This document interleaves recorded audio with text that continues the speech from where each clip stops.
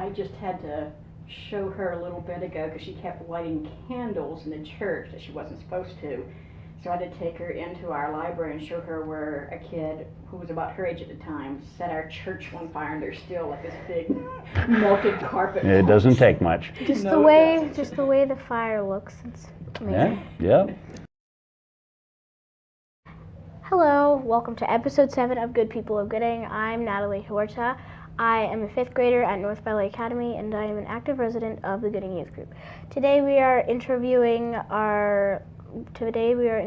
the local fire chief, Brandon Covey. Welcome to the show, Brandon. Thank you.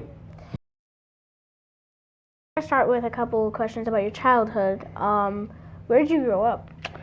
I was born in Twin Falls, Idaho. We moved to Oregon and Washington, so I grew up in a lot of different states, a lot of different schools. I didn't finish a full year in one school until I came back to Idaho in, I think, my 5th grade. So my father was a dairy worker, and we just moved a lot. So I graduated in Hanson High School, so kind of local, not too far from here.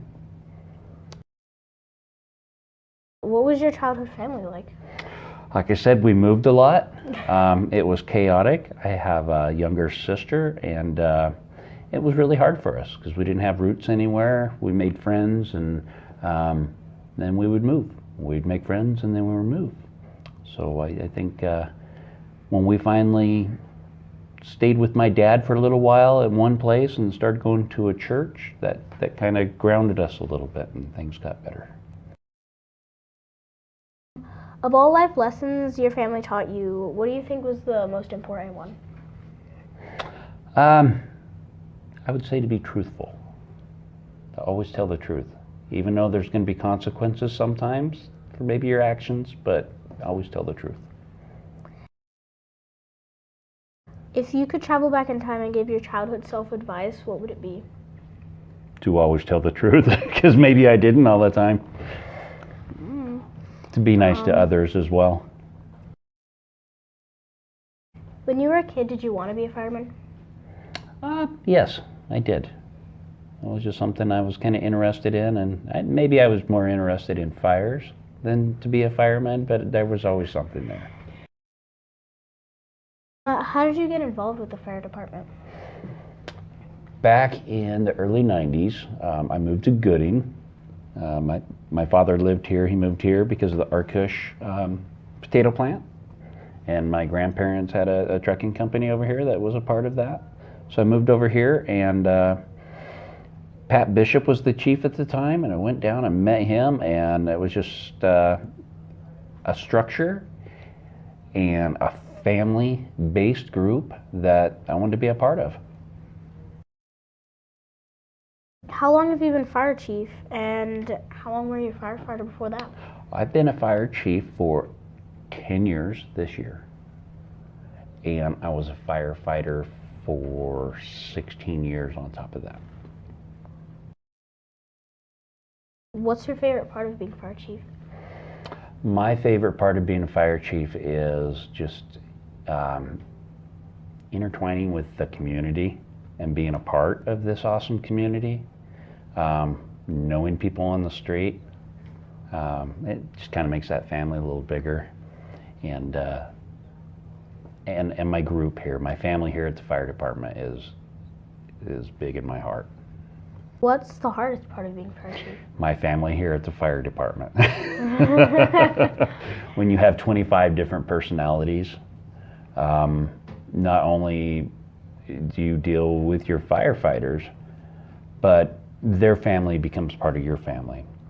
So when someone in their family's hurting or they've got issues, we have issues here too. So it's hard, because it's a lot of people and a lot of emotions to deal with. What advice would you give to young people who might want to be a firefighter someday? Stay in school, get good grades, be nice, ground yourself in Christ. If there's one thing you could change about Gooding, what would it be? I don't know if I'd change anything about Gooding. It's a good town. You're going to have good people, you're going to have bad people, but if you don't have that, you don't have the ebb and flow of life. So who would you go talk to about Christ if everybody already knew him? If there's one thing you hope never changes about Gooding, what would it be? I would say just the good hometown attitude. Just you don't really meet a stranger in Gooding. Even if you never met them before, you can shake their hand. We do deals around here. We don't sign contracts. We shake hands still. So. Yeah, a lot of people are saying that. They're saying, I love the small town feel. It's what I like too. How can your neighbors help you better understand them? Communication. Come over and visit.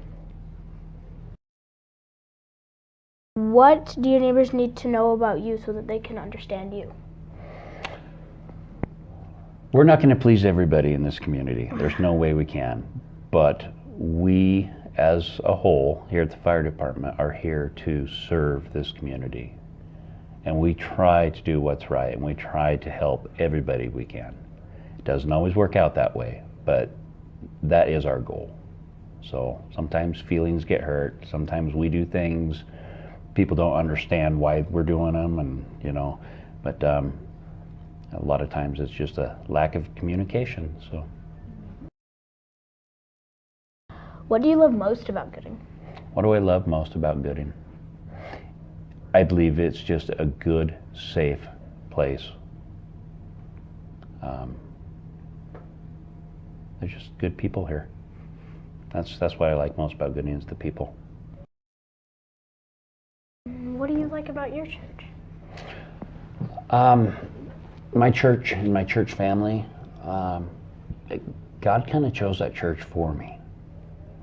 I have a hard time telling my story without crying. I had a really bad motorcycle accident. I was chief at the time, and I thought I could just do what I wanted, and I was playing hard. Christ tapped me on the shoulder a couple times. I ignored him, and then one day he shoved me, and before I knew it, I was on a helicopter being flown to St. Alphonsus Trauma Center. Broke lots of bones, collapsed lungs, back, all kinds of stuff. And while I was laying there, he told me I need to go visit with Andy down at the First Christian Church. And when I could actually walk, a few weeks later, I went down and walked in, and that's where we've been since then. It wasn't my choice. It's been a pleasure just being a tool of Christ. We have the privilege, we get to pray before every drill. We have a chaplain at the fire department. My preacher at the First Christian Church, when he came in from Ohio a few years ago, something just clicked there, and he's actually one of my best friends now.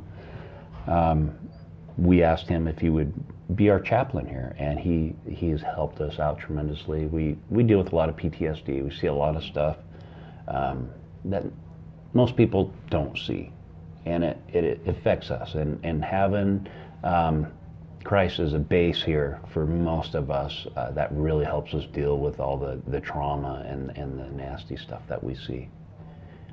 It's helped us grow and really work through a lot of that. Thank you, Brandon, for being on the show, and we'll see you next time.